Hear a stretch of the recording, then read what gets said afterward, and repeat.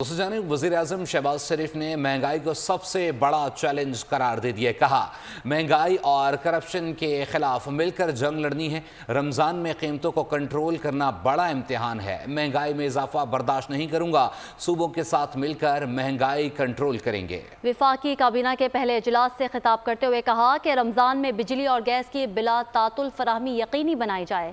ہمالیہ جیسے چیلنجز کا سامنا کرنا ہے. بڑے مسائل کا سمندر آنے والا ہے. Now it's do or die. مہنگائی کے خلاف مل کر جنگ لڑنی ہے. کرپشن کے خلاف مل کے جنگ لڑنی ہے.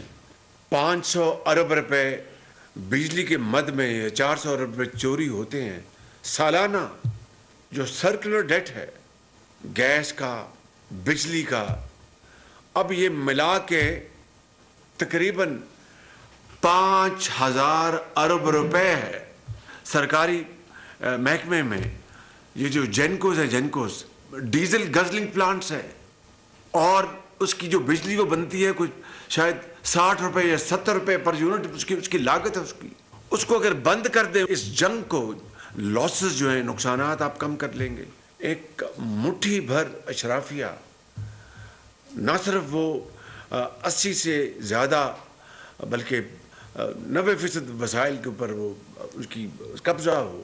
اشرافیہ کو جو سبسڈی دی جا رہی ہے جتنی جلدی اس کو ہم ختم کریں گے اتنا بھلا اس قوم کا ہوگا. سبسکرائب کریں اور بیل دبائیں تاکہ کوئی خبر رہ نہ جائے.